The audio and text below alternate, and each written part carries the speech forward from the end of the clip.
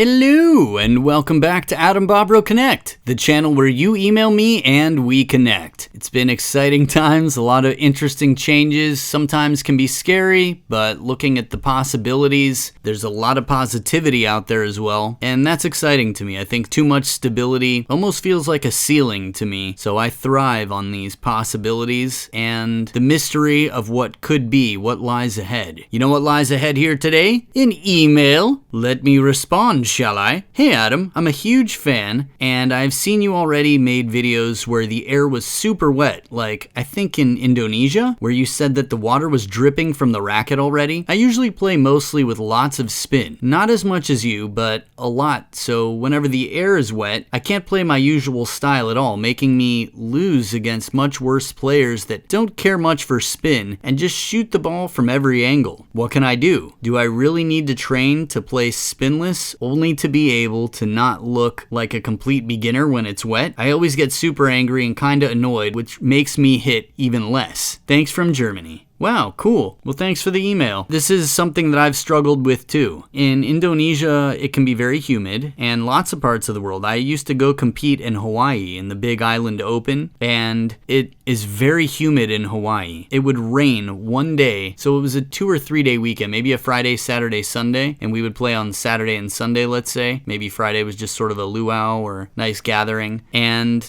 on the rainy day, I would always lose to someone who was, by rating, several hundred points lower than me, like a full level below me, but they would beat me, and the humidity was a real struggle for me because, like you, I love to spin the ball and I sort of depend on it. It's a big part of my game. So your question was, what can you do? Do you really need to play spinless? Well, let's put it this way. Knowing how to recognize when something's not working and how to adapt is a very important skill. The wet metaphor or the wet situation could apply in many other ways, right? There are times where my lobbing is very effective. People have trouble against it. It's quite common actually. And at the same time, some players it doesn't bother at all. And if I'm stubborn and persistent and I say, no, I have to keep doing this because it always works, but then it's not working and I continue doing that, well, shame on me. Yeah, I have to learn to figure something out. And similar with spinning in wet and humid conditions. Sometimes that means playing flatter, learning how to play with less spin. Yeah, I can tell you I've got a large percentage of my friends are better players than I am, and there's a guy I know who used to coach for Jun Mizutani personally, and he played at the World Championships representing his country of birth and played in the German leagues for years. I mean, he's just way better than me, and he came to Taiwan and we entered a tournament together as a pair and we won, and I give him probably 90% of the credit for that, maybe more. But yeah, I held my own, I played well, but he was way stronger, and we played in a humid atmosphere, and it was, I think, like 11-4 for me, and it was just the type of thing that I didn't kid myself. I didn't think, wow, I'm better than this person at all. It was that he wasn't adjusting to the humidity, and it was sort of a survival thing. Whoever tried to spin first would end up losing, so it was a question of being patient, pushing, hitting flat when you could, and really trying to figure out how to make your spin work. Sometimes that means, rubbing a towel on your racket between points. Technically, you're not supposed to. Every 6 points, you're allowed to use a towel. But if you have a wristband or something that's on your person or a dry part of your clothing that you can wipe your racket on, or you can use your hand. If your hand is still dry for some reason and you can keep your rubber dry, do that. But yeah, learning how to play flat can be very important against people in humid atmospheres. And learning how to play defensively, a lot of different answers. For me, I don't love flat hitting, but counter smashes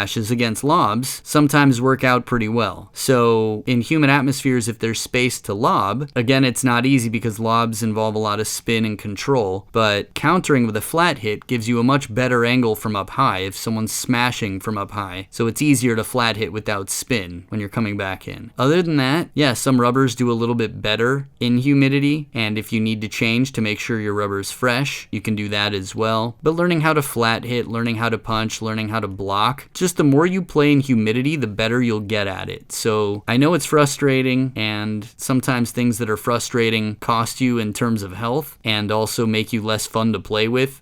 So the more you can do to figure out how to manage your anger or internalize it, or just learn to deal with it in a different way and not even get angry at all. Yeah, of course we all want to win, but yeah, I'd say practice in humidity. Don't be afraid to flat hit, and don't be too proud, right? Ultimately, if your goal in the game is to try and get to the finish line, cross the finish line first and to win, it doesn't mean having the most beautiful shot. And in humidity, yeah, people have to make sacrifices all the time. So I hope that's helpful, and just know that you're not alone. A lot of people struggle. Sharth, Kamal, and I played our match in great humidity, and it affected us both. So yeah, we did our best. But yeah, you're not alone. I wish you all the best, and practice more in humidity, and do practice your flat hitting where you need it, and your caution, your control, your defense, things of that nature. All right, I hope that's helpful, which is basically the goal of this channel. So if you want me to help you out in any way, whether it's table tennis related or any questions you have, any way you think I might be able to offer some insight or help, please send me an email to AdamBobrowConnect@gmail.com, and hopefully we can connect. All right, I hope it's been helpful. Thanks for tuning in as always. Take care of yourself, surround yourself with loved ones, and as always, keep on ponging.